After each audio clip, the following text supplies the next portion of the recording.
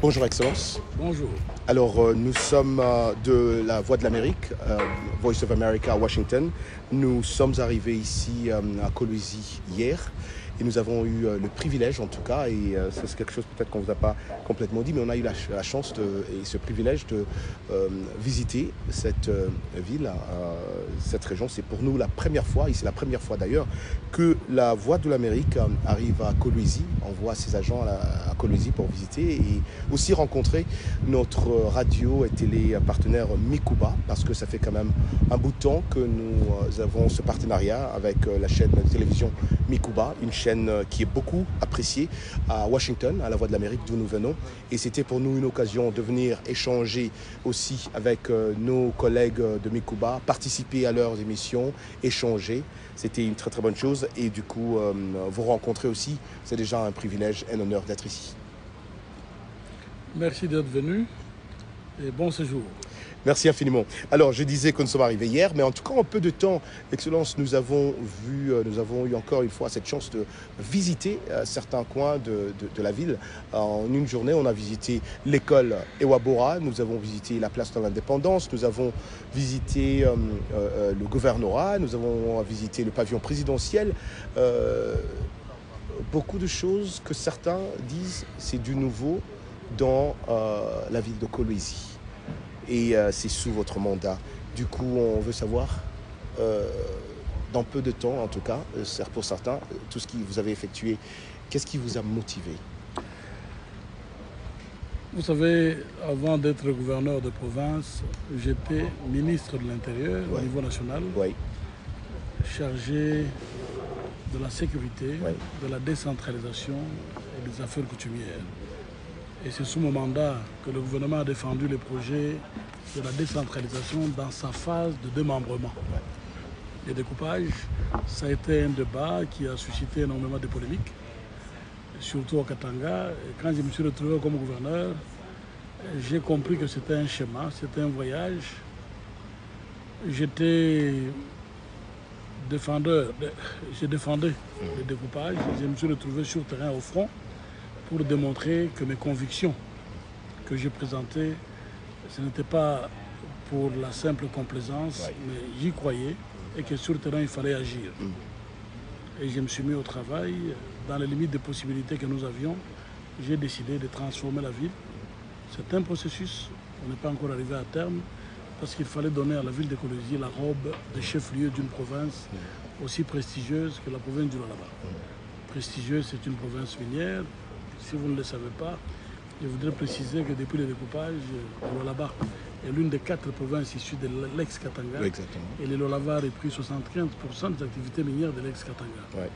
Le Lualaba a 55% de réserves mondiales de cobalt, c'est donc la capitale du cobalt. Et le Lualaba, son chef-lieu, avait bel et bien droit d'avoir une robe mieux décorée. C'est ce que nous avons fait. Nous n'avions pas oublié que la province du Lualaba n'était pas seulement la ville de Kolwezi, que la province du Lualaba avait des territoires. Nous sommes attaqués aux infrastructures. À l'intérieur de la province, nous nous sommes intéressés au social, l'éducation et la santé. Construisons, nous réhabilitons les écoles et les centres de santé. C'est un processus aussi. On a fait des preuves dans le territoire de Muchacha, dans le territoire de Sandoa, dans le territoire de Kapanga, dans le territoire de Lobudi, bientôt dans le territoire de Dilolo. Et dans l'entretemps, nous avons eu une deuxième ville, la ville de Kassaji. Je viens d'effectuer, dans le cadre de la mission d'itinérance, un voyage vers Kassaji. Et j'ai décidé de construire une nouvelle mairie, un petit quartier administratif et résidentiel, parce que j'estime que la ville doit prendre le visage d'une ville. Sur le plan de droit, c'est une ville. Et je me suis rendu compte qu'il y a encore beaucoup à faire pour que les visages coïncident au statut lui conféré par le droit. C'est ce que nous allons faire. Et les grands défis que nous avons, qui résument pratiquement toute notre vision, partent du paradoxe qui existe entre l'immensité des richesses et la précarité dans la cité. Et nous avons estimé qu'il fallait faire un effort pour réduire ces paradoxes. Sur le plan des infrastructures, tendre vers la modernité, et sur le plan du vécu quotidien du citoyen, faire en sorte que nos communautés s'épanouissent à partir de la base. Et là, nous avons répondu à l'appel du gouvernement de la République qui nous invitait à faire un effort de la diversification. Parce que cette province dépend totalement des mines et nous les sentons chaque fois qu'il y a des fluctuations de prix, nous subissons les effets et les populations se rendent tout de suite compte que la crise est forte et la gestion de la crise n'est pas facile. Et nous avons compris qu'il fallait absolument lever des options et privilégier les activités qui suscitaient le développement à partir de la base. Nous avons jeté les dévolus sur l'agriculture principalement, mais aussi sur le tourisme. Le tourisme parce que nous avons des sites, des merveilles d'attractions touristiques très remarquables dans tous les territoires, essentiellement dans les deux territoires proches du chef-lieu, Muchacha et Lubudi. Nous avons des chutes, nous avons des cascades, nous avons des grottes, nous avons des paysages et même la faune est suffisamment alimentée, surtout du côté de Lubudi. Dans les autres territoires, il y a des sites, mais il y a quelques difficultés d'accès aux sites et l'éloignement de ces sites. Ces deux pesanteurs ont fait que nous nous concentrions d'abord sur la ville et sur les territoires qui sont proches de la ville, profitant de structures d'accueil qu'il y a dans les chefs-lieux. Et nous faisons des efforts pour ouvrir ces routes vers ces sites, parce que nous voudrions que d'ici peu, qu'on ait beaucoup de visites de touristes et que ce secteur constitue aussi notre ressource pour la province. En ce qui concerne l'agriculture, pour sortir nos compatriotes de l'influence de mines, nous avons pendant les 3 premières années de notre règne distribué gratuitement les semences et les engrais aux paysans pour essayer de susciter l'intérêt pour cette activité, pour nous, fondamentale pour le développement de la province. Nous avons réussi à créer cet intérêt. Maintenant, nous nous chargeons de les organiser. Nous sommes en train de recueillir les avis des chefs coutumiers, les avis des leaders d'opinion. Nous préparons un grand forum agricole au mois d'avril. Plusieurs investisseurs se sont inscrits et veulent nous accompagner dans cet effort. Je crois que nous avons levé les options fondamentales à partir du mois de mars prochain, pas avril-mars, de manière à ce que, effectivement, cet élan de développement que nous visons à partir de la base puisse prendre sa nouvelle allure.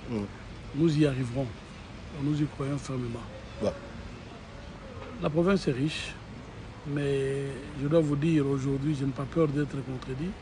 J'ai comme l'impression que les mines, toutes seules, ne peuvent pas développer, la région. Et on arrivera d'ailleurs, à ce point, monsieur le gouverneur. Alors, vous étiez vous-même enseignant, préfet de discipline à l'Institut Kweli, je pense. Moi-même, je suis enseignant, aussi à Washington.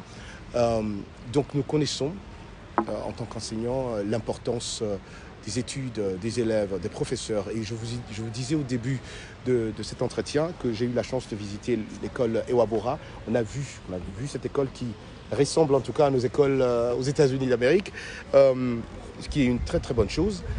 Mais une préoccupation m'a quand même venue en tête de poser la question. Oui, maintenant aujourd'hui j'ai vu, les élèves sont en bonne forme, bien habillés, très propres, très polis. On sent que les mentalités de ces élèves sont vraiment au top, si je dirais ainsi. Mais est-ce que les professeurs, les enseignants sont bien rémunérés, monsieur le gouverneur? Est-ce qu'on a pensé aux enseignants? L'éducation est une matière à compétence provinciale, mais les processus de décentralisation se réalisent encore. Il y a plusieurs matières dont le transfert ne s'est pas encore fait. Aujourd'hui, c'est encore le pouvoir central, le gouvernement de la République, qui prend en charge ce secteur. Je sais qu'il y a beaucoup de plaintes, mais je note dans les corps des enseignants une dose de patriotisme.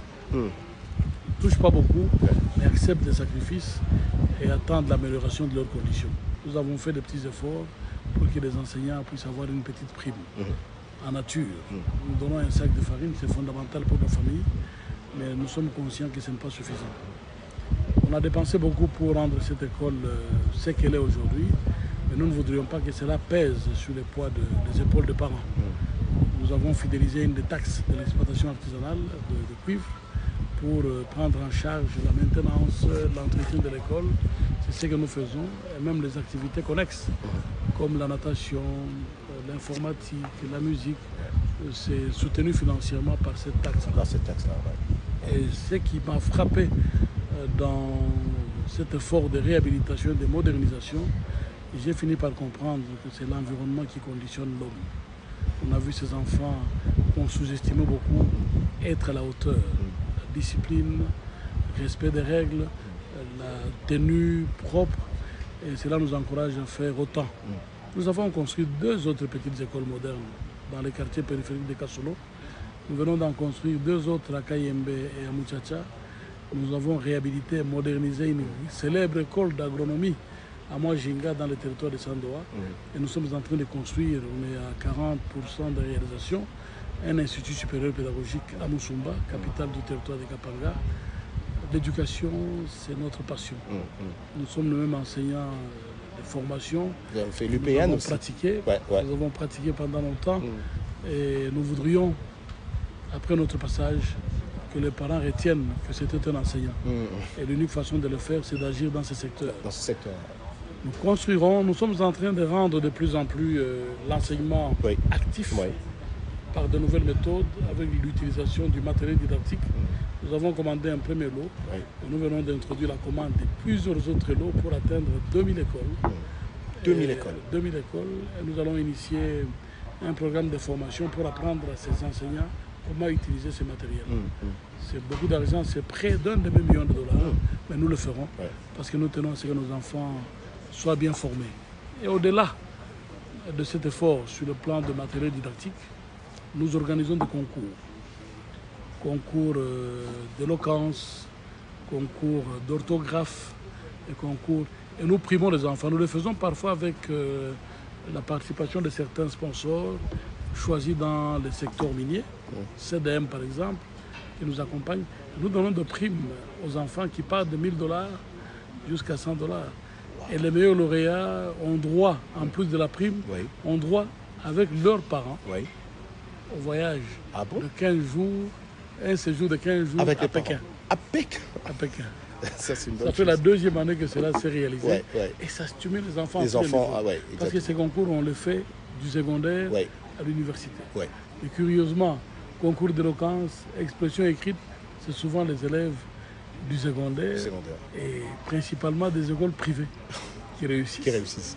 C'est une interpellation pour nous tous. Il faudrait qu'on améliore les conditions d'encadrement des enseignants pour que l'enseignement soit parfait au niveau secondaire. Donc vous êtes quand même d'accord que les enseignants, le niveau n'est pas encore... non, il faut les recycler, il y a un problème de motivation. Et je crois qu'il faut très rapidement réfléchir sur leurs conditions. Ils ont fait la même école que nous, donc ils ont tout ce qu'il faut.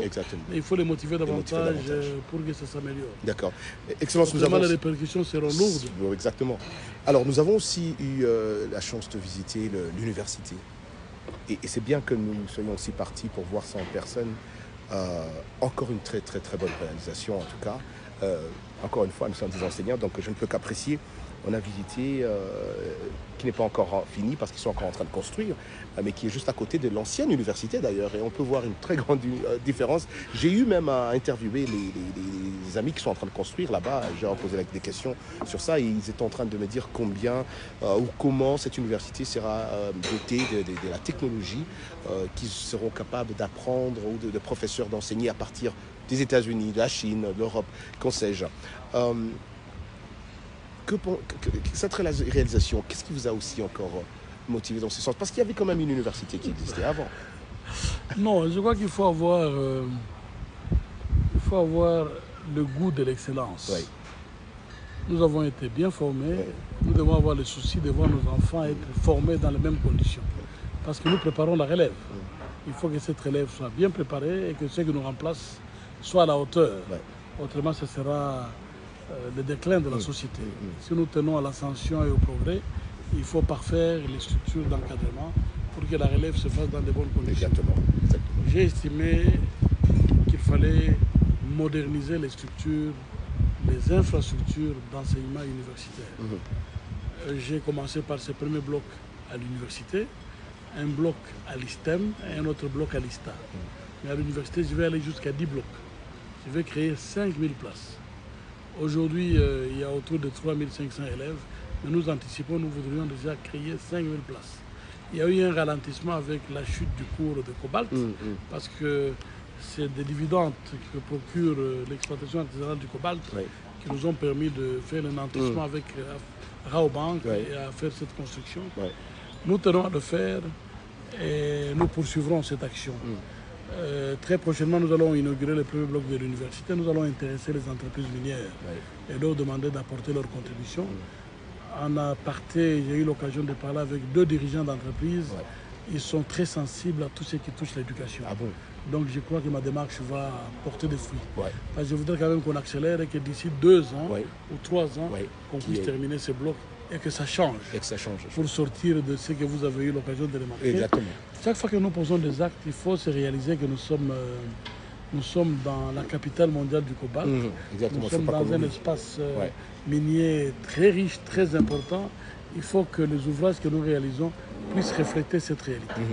Il faut que l'effort que nous faisons dans nos territoires pour remonter le niveau de vie de nos populations puisse avoir comme souci la réduction du paradoxe entre l'immensité des richesses et la précarité dans la cité.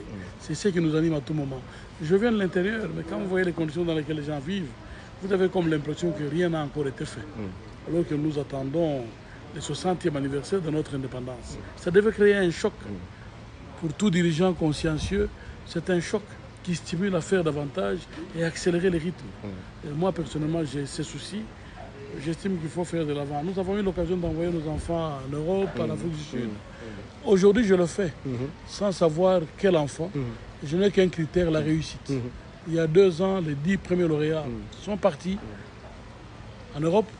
Cette année, c'est 25, 20 en Europe, 5 en Tunisie, qui sont partis. Mais ceux qui restent sont plus nombreux. Exactement. Que faut-il faire? Exactement, c'est Il la question que faut j'allais poser. améliorer les conditions localement pour que ceux qui restent trouvent leur compte. Et c'est ce que nous faisons. Et si nous réussissons, nous atteignons cet objectif, on n'aura plus besoin d'envoyer les enfants en Europe. Il n'y a pas que les infrastructures. Il faut que nos jeunes soient formés, deviennent des professeurs. Nous le faisons, nous venons de créer un fonds de recherche. Ça date de juillet passé. Nous avons mis $300 000 d'un coup. Et nous voudrions que d'ici le mois de juin prochain, nous puissions atteindre $1 million. Dans l'entretemps, le fonds a été mis à la disposition de l'université. Ils peuvent utiliser pour envoyer nos jeunes chefs de travaux assistants en Europe, aux États-Unis, pour apprendre, échanger et revenir comme professeurs. Et pour résoudre la question des professeurs visiteurs qui pesaient sur les parents, et depuis 3 ans, je suis fier de vous dire que j'ai soulagé les parents de cette peine. J'ai pris en charge tous ces frais connexes. C'est lourd pour la province, mais je dois le faire. C'est la meilleure façon de partager ce qu'on gagne avec ces familles. C'est participer à la formation de leurs enfants. Et il faut le faire, ça doit être notre vocation. Et nous, on le fait avec passion, avec détermination. Et nous continuerons à le faire. Et donc, nous allons résoudre cette question avec les systèmes de vidéoconférence. En dehors des facultés comme l'agronomie, où les professeurs doivent venir enseigner et pratiquer les autres. Place. Les autres, dans le cadre du droit, relations internationales, sciences politiques, ils peuvent donner cours. À partir de la France, à partir de Kinshasa, à partir de Lubumbashi. Nous avons installé ces systèmes et nous allons les généraliser dans tous les autres instituts. C'est un programme que nous avons pris, on a signé un contrat avec une maison. On va y aller progressivement, limite de nos possibilités, mais on y arrivera. D'ici 2 ans, il faut que dans nos instituts et à l'université, nos enfants aient les mêmes chances d'apprendre. Et nous y tenons. C'est aussi ça, rendre justice au peuple. Exactement, rendre justice au peuple. Que pensez-vous alors, Excellence, le gouvernement Tshisekedi a instauré cette, si je dois dire ainsi, la gratuité de l'école. Que pensez-vous? C'est toute l'étendue de la République démocratique du Congo. Que pensez-vous de cette idée-là? Est-ce que c'est en marche? Est-ce que ça marche? Est-ce qu'il faut anticiper des problèmes après? Qu'est-ce que vous en pensez? On en parle parce que, évidemment, vous êtes en train, dans cette région, d'investir dans l'éducation des enfants. Qu'en pensez-vous alors de cette gratuité? Je me sens concerné par tous les actes posés par le gouvernement Tshisekedi. Je suis membre du FCC. C'est un gouvernement de coalition. Je dois vous dire que c'est une décision courageuse. Il fallait, parce que c'est une disposition constitutionnelle. Et personne n'y pensait, on risquait d'oublier. On n'y pensait pas parce qu'on ne voulait pas. On n'y pensait pas parce qu'on était de mauvaise foi, parce que ce n'est pas facile à réaliser. La hauteur du budget national est très faible. Et le coût de la gratuité de l'enseignement est assez fort. Vous l'aurez remarqué, il y a eu quelques grognes, quelques balbutiements. Mais on est dedans. On est dedans, il y a eu une petite augmentation qui ne correspond peut-être pas à ce que les enseignants touchaient avec comme bénéfice de la contribution des parents. Mais ces parents qui ont déjà beaucoup de problèmes, je crois que c'était important aussi qu'on puisse les dégager de ce poids. Il faut, je le répète encore, une dose de patriotisme pour accompagner la décision du chef de l'État. À mon avis, c'est un processus. Si ça ne dépendait que de moi, je l'aurais fait de manière progressive.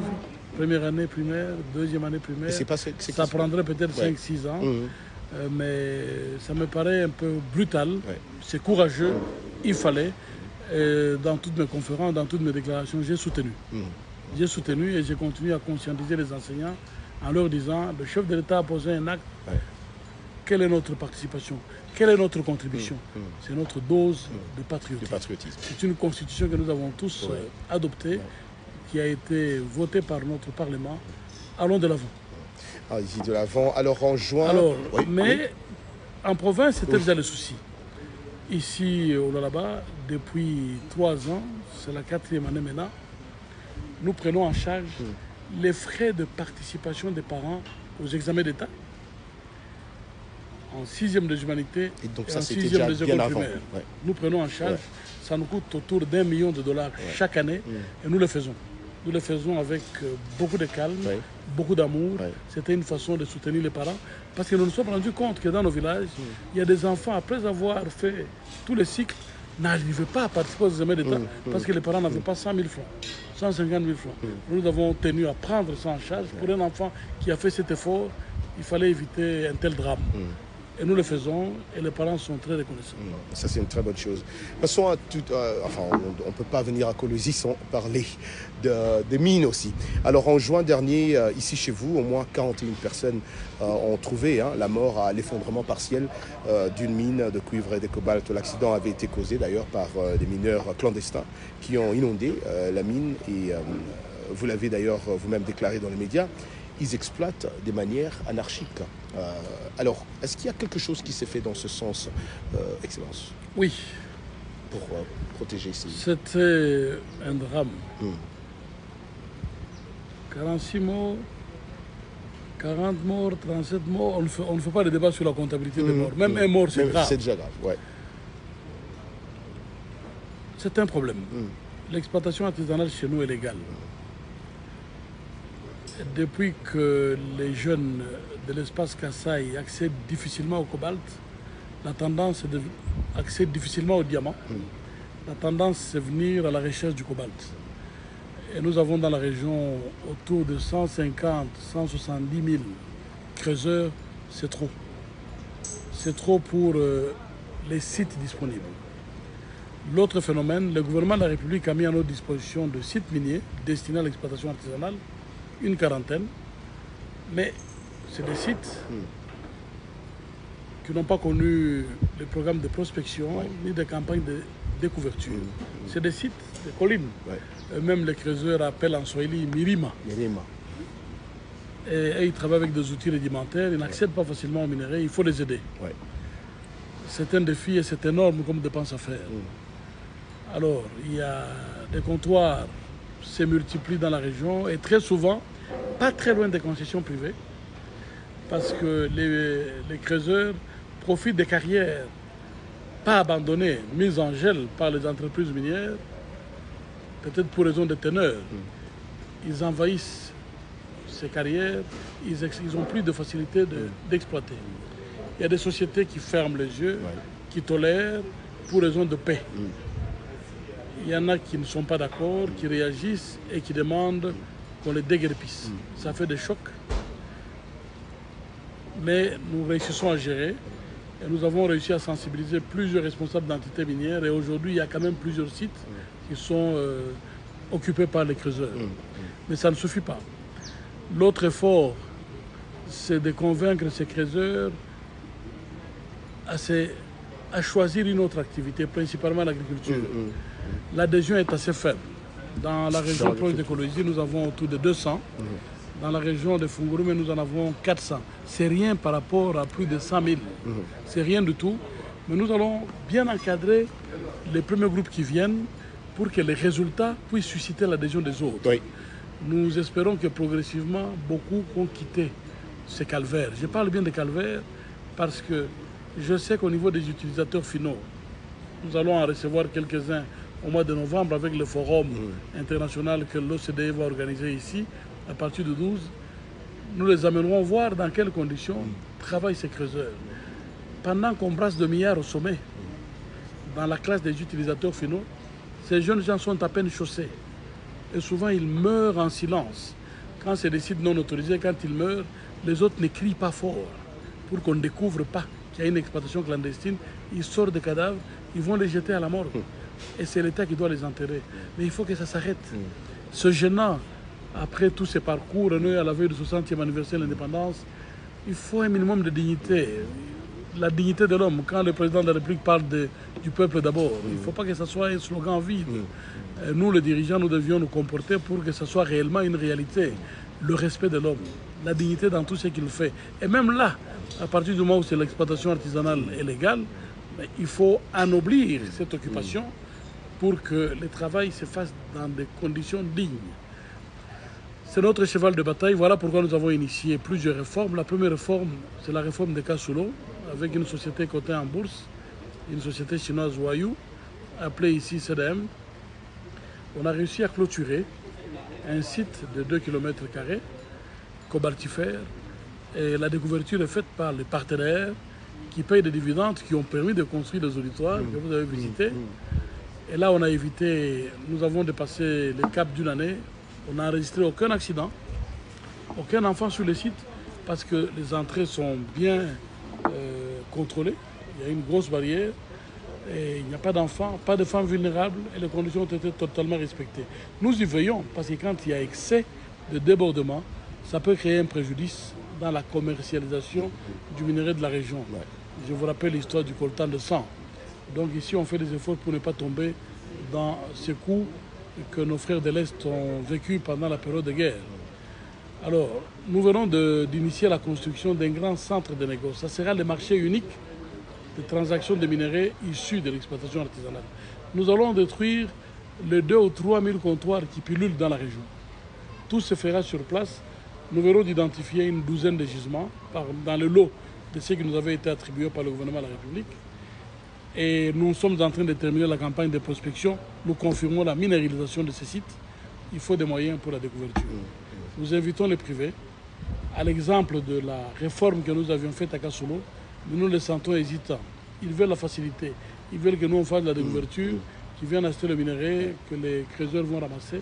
Mais nous insistons, il faut que nous fassions la découverture, que celui qui va gérer les centres de négoce que nous venons de construire, nous on n'est pas commerçants, on a construit cette une structure. Il y a 3 laboratoires, un grand restaurant, un grand parking. Il y aura un camp de travailleurs, des manutentionnaires et des surveillants. Nous voudrions que celui à qui nous allons confier la gestion puisse avoir la capacité d'acheter des grands camions pour faciliter le transport des sites miniers qui seront mis à découvert jusqu'au centre de négoce. Nous n'accepterons plus l'accès au centre de négoce des motos ou des minibus IAS parce que nous ne saurons pas contrôler d'où vient ce minerai. Il est question ici de préserver la traçabilité et d'assainir le secteur. Et il faut que ça se fasse en ordre. Et même ce minerai qui sortirait de ces sites devront être munis d'un bulletin. Je ne voudrais pas appeler certificat pour éviter la confusion. Ce sera un bulletin du site d'origine. Donc tout sac de minerai qui sera amené sur ces marchés, on saura de quel site artisanal il provient. Et c'est pour garantir la traçabilité. Et les utilisateurs finaux qui viennent avec l'OCDE tiennent à visiter ces centres de négoce, c'est même le numéro 1 dans le programme de la visite. Ils tiennent à s'assurer que la traçabilité est garantie. Parce que pour la plupart, ces sociétés sont cotées en bourse et elles font tout pour ne pas tomber dans les coûts de minerais issus des carrières où travaillent les enfants, issus des carrières où il y a beaucoup de morts. Ils voudraient que les choses soient saines et le gouvernement fera un effort pour ça. L'autre avantage pour le gouvernement provincial, nous allons maîtriser les statistiques. C'est un plus pour les recettes de la province. Et nous allons réussir à encadrer les creuseurs. Parce que le commerce tel qu'il se fait aujourd'hui de manière anarchique, ils sont obligés de beaucoup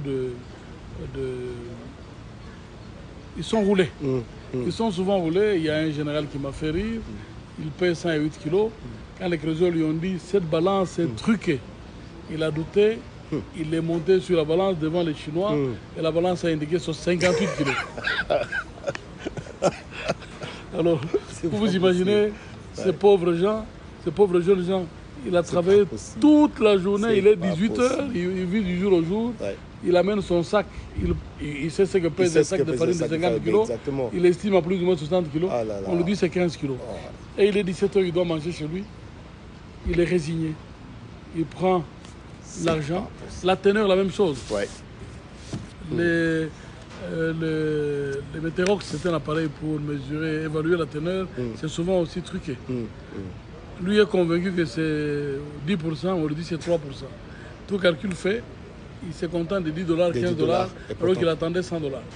C'est un problème avec les 3 labos, tout se fera dans les labos, il y aura des balances, donc tout sera contrôlé. Et même la sortie des camions, il y aura des ponts bascules pour protéger nos ponts et la route. Il y a des limites qu'on va imposer et on va réduire l'anarchie. L'objectif, c'est de supprimer toute formule d'anarchie. Alors, supprimer toute cette formule d'anarchie, Monsieur le gouverneur, je suis très chanceux d'être devant vous aujourd'hui. Vous posez cette question que me posent plusieurs étudiants quand je les rencontre ici en RDC et aux États-Unis d'ailleurs. Les États-Unis, pardon, la RDC, c'est un pays, moi quand j'étais ici, j'étais jeune, on nous disait c'est un scandale géologique. Mais on retrouve la RDC sur la liste des pays les plus pauvres.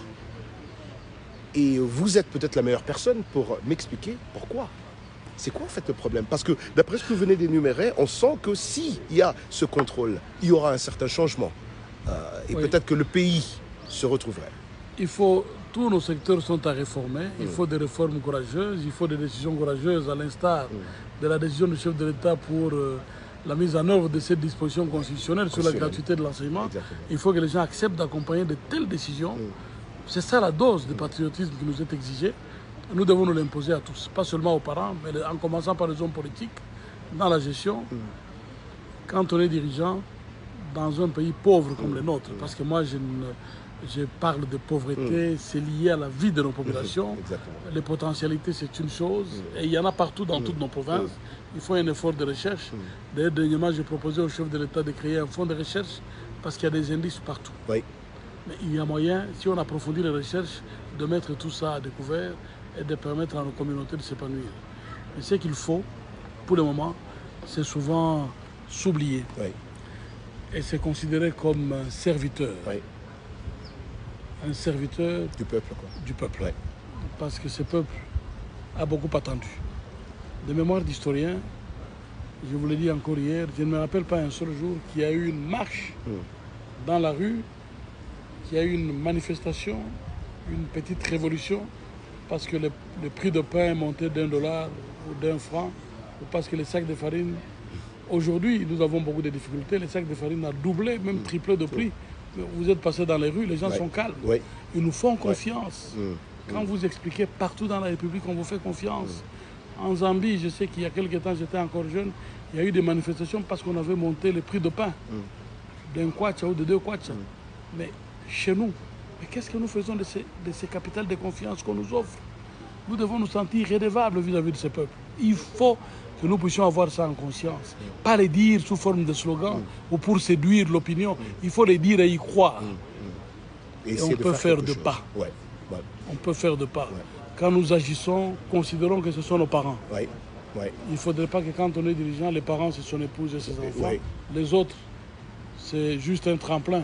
Bondir dessus et pour se faire de la bonne santé financière, c'est injuste. Il faut que ça change. Il faut que ça change. Mais nos églises sont pleines de dirigeants.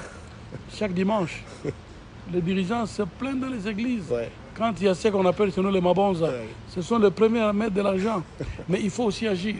Les mabonzas ne suffisent pas parce que le jugement dernier tiendra compte aussi de ce que nous avons fait quand on nous a donné une parcelle de pouvoir. Et ça sera tard si on ne l'a pas fait aujourd'hui. Et je voudrais que le 60e anniversaire soit un grand rendez-vous de méditation pour que chaque dirigeant change. Il faut que ça change. C'est un message fort en tout cas. C'est excellent. Je finis alors avec cette question minière toujours. Dans votre pays, la RDC, les sociétés minières ont l'obligation d'affecter un minimum, je pense, c'est des 0,3%, si je me dis bien, de leur chiffre d'affaires au développement des projets communautaires que vous êtes en train de faire ici. La responsabilité sociétale. Exactement, c'est comme ça qu'on appelle, voilà, ces projets. Alors, certains Congolais que j'ai rencontrés à Lubumbashi aussi pensent que ces sociétés minières ne font pas assez. Est-ce que vous êtes d'accord avec ces Congolais-là? Vous pensez qu'il faut plus de 0,3%? Oui et non. Ouais. Oui et non. Oui. J'ai eu l'occasion même de constater que ce qui était déclaré par rapport à ce qui était fait, il y avait une marge. Donc, dans certaines entités, il y a une dose de tricherie. Et ce n'est pas bon, ce n'est pas juste. Non, parce qu'il y en a quand même qui font la différence. Je ne voudrais pas citer des exemples, je risque de me tromper. Mais il y a un effort à faire pour le contrôle. À un moment, au niveau de la province, j'ai même pensé à la mutualisation des responsabilités sociétales. C'est-à-dire, et j'ai réuni les entreprises. Nous avons même fait un texte qui devait servir de cadre pour régir le fonctionnement de cette démarche. Je voulais que chaque entreprise déclare les 0,3. Les 0,3, ça représente quoi? 2 millions, 20 millions, 30 millions, 60 millions, 100 millions. Qu'est-ce que nous faisons dans la province? Quelles sont les attentes de nos populations? Et nous définissons ensemble. Et nous créons des structures pour les paiements. Et on paye les intervenants. L'argent ne passe pas par la province. Il nous faut 20 000 hectares de maïs. On paye les intervenants. On favorise le mode PPP, les partenariats publics-privés. Les gens qui ont l'expérience, qui ont des engins, faites-nous 20 000 hectares. Ça coûte combien? Nous devons développer dans les territoires de Lubudi le tourisme. La route d'accès est difficile. Il n'y a pas d'hôtel. Nous avons besoin d'un hôtel 5 étoiles à côté de Chute des Cailloux, à Lubudi. Nous avons besoin de la bonne route de 145 km pour accéder au Chute des Cailloux. Ça coûte combien? L'entreprise qui fera la route, 3 millions. Les entreprises payent directement là. Et nous mettons sur pied un système de contrôle. J'ai pensé à ça. Il y a eu beaucoup d'enthousiasme au départ. Et puis à un moment, j'ai senti un relâchement. Je n'ai pas compris. Est-ce que c'est le nouveau code minier qui a créé un choc négatif? Je ne sais pas. J'ai osé le dire devant Glencore dernièrement. Ils ont dit tout de suite non, ça n'a rien à voir. Et j'étais content que la dame qui conduisait la délégation dise il faut continuer les contacts pour sensibiliser davantage. Je voudrais justement qu'on mette sur pied un système qui nous permette tous de contrôler l'exécution de ces dispositions. Parce que j'ai comme l'impression qu'il y a une marge. Quand on déclare 10 millions et qu'on dise qu'on a construit les camps, vous regardez les camps, vous vous dites mais ces maisons-là c'est pour qui? Pour les hommes ou pour... je ne voudrais pas dire autre chose. Donc il faudrait qu'on se convienne sur les normes, et même sur les conforts, les standings qu'il faut donner aux actes qu'on pose. Pour une province comme la nôtre qui avait l'ambition de changer, nous allons définir les limites pour que les standings ne soient pas très bas, parce que nous voudrions aller de l'avant. Nous commençons tard, et là, je rends hommage à l'ancien président de la République, qui à un moment a constaté la léthargie pour passer au démembrement de 11 à 26 provinces, parce qu'il y a des gens qui estimaient qu'il fallait rester gouverneur des grandes provinces, alors qu'il n'y avait rien du tout, qui ont défendu le vide. Mais après le découpage, nous nous sommes rendus compte qu'il n'y avait rien. Quand je suis arrivé à Kolwezi, ça va vous surprendre, capitale du Cobalt, j'ai travaillé pendant 3 mois comme gouverneur dans une chambre d'hôtel. Dans une chambre d'hôtel? Comme bureau, à l'hôtel Camp Yabom. Mon adjoint aussi. Puis à un moment, on nous a mis dans une même salle, tous les 3. Les 2 adjoints de part et d'autre, moi-même au milieu. Quand mon adjoint recevait, je suivais tout ce qu'il disait. Quand moi je recevais, mes adjoints cessaient d'écrire, ils voulaient savoir ce que les chefs recevaient comme doléances. Nous avons travaillé comme ça pendant 3 mois. Wow. Alors que dans les textes régissant la libre administration des provinces, il avait été écrit clairement que le gouverneur des anciennes provinces devrait préparer l'avènement de nouvelles provinces. Rien n'a été fait. Rien. Mais regardez ce qu'on a fait en peu de temps. Vous avez visité l'hôtel du gouvernement. Vous n'avez peut-être pas visité les sites où on prépare le Parlement provincial. 2 blocs, le bloc administratif et l'hémicycle. Dans les blocs administratifs, 54 bureaux. Nous n'avons que 24 députés. Donc chaque député aura son bureau. Aura son bureau. Et il y a des bureaux réservés aux conseillers, aux assistants des députés. Mais c'est ce qui se passe ailleurs. Nous devons faire comme en Europe. Nous devons faire comme aux États-Unis. Il faut que nous ayons l'ambition de progresser. Il n'y a pas de gêne. Ici, je vous reçois dans ce cadre, le restaurant de ma fille, dans le cadre du tourisme. Mais pourquoi ne pas le faire chez moi? Pourquoi dois-je aller le faire en Afrique du Sud? Parce que je veux craindre quoi? Parce que la traçabilité est claire. Si aujourd'hui je dois présenter le document, on saura d'où est venu l'argent. Le montage, je l'ai fait avec quelle banque? Alors, il ne faut pas se faire peur pour rien. Mais il n'y a personne d'autre qui viendra construire à notre place. Je voudrais quand même féliciter la coopération sino-congolaise parce que les bâtiments que les Chinois construisent, j'ai vu encore la maquette du nouveau projet à Kinshasa, même ici avec l'INPP, il y a une grande maquette, mais nous donnons aussi beaucoup les contrats sino-congolais à travers Sicomine.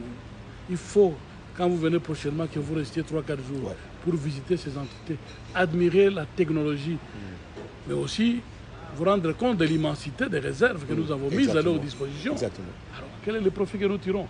Et le gouvernement chinois est conséquent, il pose des actes, c'est bon, nous sommes contents. Est-ce que c'est suffisant? Peut-être pas. Nous devons faire davantage de pression en toute élégance parce que ces minerais vont se vider. D'ici quelques années, ça sera des trous. Alors qu'est-ce que nous ferons après? Si nous n'investissons pas aujourd'hui dans le tourisme, si le pays n'est pas construit, si nous n'investissons pas aujourd'hui dans l'agriculture, si nous n'investissons pas aujourd'hui dans les infrastructures, ça sera tard. Alors il faudrait que, tout en accompagnant ces partenariats avec les privés, qui développent si bien nos entreprises minières, que nous puissions construire notre pays. Si nous sommes distraits, ça sera tard. Je suis un ancien agent de la Gécamine. Au temps les plus forts de la Gécamine, nous avions produit 476 000 tonnes de cuivre. Nous étions 33 000 ménages employés par la Gécamine. Après la crise de la Gécamine, les joint ventures sont nés du centre de la Gécamine. Toutes ces joint ventures mises ensemble, en 10 ans seulement, ils ont dépassé les caps d'1 500 000 tonnes de cuivre. 1 500 000 tonnes de cuivre. Donc 3 fois plus que les records que nous avions faits. Mais tout leur personnel mis ensemble, c'est à peine 20 000. Pour 3 fois plus de production, alors que nous étions 33 000 ménages. Aujourd'hui, c'est à peine 20 000 ménages. Mais, et les autres? C'est la question du chômage. Ça ne doit pas vous étonner qu'il y ait autant de jeunes dans l'exploitation artisanale. Là-dedans, il y a des médecins, il y a des géologues, il y a des juristes. Les géologues, c'est peut-être leur place, mais les médecins, pourquoi ils vont là-bas? Il n'y a pas suffisamment d'hôpitaux. On doit en construire. On doit en construire. Les licenciés en histoire, en géographie, qu'est-ce qu'ils font là-bas? Il n'y a pas suffisamment d'écoles modernes. On doit en construire. Donc les défis sont énormes. Mais nous construisons avec quoi? Avec les dividendes que procurent les mines. Il faut avouer que quand nous avions cédé ces mines à la création de joint ventures, nous l'avions fait maladroitement. Beaucoup d'amateurisme. Nous nous sommes rendus compte quelques années Et donc vous pensez après, que c'est ça le problème? Beaucoup d'amateurisme, c'est un problème. Nous nous sommes rendus compte après, pour preuve, on a initié une campagne de révisitation du secteur minier. Malheureusement, ces gens, quand ils viennent négocier, ils viennent avec de gros avocats, c'était verrouillé. On a tiré très peu de bénéfices. De nouveaux codes miniers essayent de remonter les équilibres. Même si les partenaires s'agitent un peu, nous devons soutenir cet élan. C'est déjà beaucoup, parce qu'aujourd'hui, il y a des entités territoriales décentralisées, les ETD, qui accèdent chaque mois autour d'1 million de dollars. Mais si c'est bien encadré, ça peut stimuler le développement. Mais ce n'est pas partout. C'est dans les espaces miniers. Le développement doit concerner l'ensemble du pays. C'est pour ça que nous voudrions que très rapidement, la loi sur la Caisse nationale de péréquation soit mise en œuvre. Mais le souci demeure le même, la hauteur du budget. Pourquoi cette faible hauteur? La fraude. Le coulage des recettes, il faut assainir les régies financières. Et comment faire? Beaucoup d'argent. Il faut réformer la justice. Il faut absolument l'impunité. Pour des cas de flagrance, il faut sanctionner, il faut frapper. Notre justice doit rendre réellement justice. Ça doit être une justice d'élite. Ce sont des efforts à faire. On ne les ferait pas par une baguette magique. Ça prendra un petit temps. C'est un processus. L'ancien président Kabila avait lancé le même élan. Le nouveau continue, parle de l'état de droit. Il tient, il parle même de changement de mentalité. Il faut y aller, il faut l'accompagner. Il ne faut pas écouter et croire que c'est un jeu. Il faut y croire et on doit aller de l'avant. Son Excellence, on finit. Je finis par vous poser une question un peu personnelle, parce que j'ai aussi une émission de musique écoutée par des jeunes partout dans le monde. Quel genre de musique ils préfèrent? Quelle sauce d'artiste préfère? Je suis très libéral. J'aime toutes les musiques. J'aime la musique congolaise, le rumba congolais. J'aime la musique religieuse. Je suis très content de suivre Kofi, Fali, Zaïko Langalanga. Dans la musique religieuse, j'ai un jeune ami qui m'a accompagné plusieurs fois en campagne électorale. Comment il s'appelle encore? Kalambaï Mike. Mike Kalambaï, et aujourd'hui Mbi, que j'ai eu l'occasion d'inviter, et Trina, la petite qui est une révélation, que j'ai invitée aussi, pour fêter les lauréats des finalistes secondaires. J'ai appelé Trina. J'ai tenu à associer Trina, c'est la musique religieuse, pour, devant leurs parents, dire à ses enfants que là où vous allez, on vous présentera des livres, on vous présentera des fiches, on vous demandera de lire, que c'est le schéma pour le bonheur. Avec Trina, je leur ai dit, ne suivez pas ça. Le schéma pour le bonheur est dans la Bible. Je leur ai dit, moi-même, je viens d'une famille pauvre. Je ne me rappelle pas avoir été dans un cimetière ou avoir été dans un mouvement mystique, mais j'ai été DG d'entreprise, j'ai été député, j'ai été ministre national, j'ai été député national, je suis gouverneur de province, j'étais envers la retraite, sans avoir été au cimetière et sans avoir été dans un mouvement mystique. Donc, on peut, tout en regardant le ciel, réussir. Réussir. Et qu'est-ce que le gouvernement a fait pour la culture des jeunes ici à Kolwezi? Beaucoup d'efforts que nous faisons. Nous encadrons beaucoup de mouvements de jeunes. Nous encadrons les jeunes dans tous les secteurs. Les musiciens chez nous, qu'il s'agisse des musiciens mondains ou religieux, nous les encourageons. Les troupes théâtrales, nos troupes sortent souvent parce qu'elles sont toujours parmi les meilleures. Et nous sommes en train de construire un grand cercle récréatif. Et d'ailleurs, les auditoires que vous avez visités, j'ai proposé aux lecteurs qu'en week-end, on peut y organiser des séances de cinéma. L'industrie du cinéma se développe aussi petit à petit, ici chez nous. Donc, et sur le plan économique, nous soutenons l'entrepreneuriat des jeunes. Il y a tout un ministère qui s'occupe de ça. Et nous venons de débloquer un premier lot de 217 000 $ pour des petits projets. Et nous préparons à débloquer d'ici un mois un deuxième lot de 300 000 $. Mais nous sommes en train de négocier avec une maison pour la formation de ces jeunes entrepreneurs.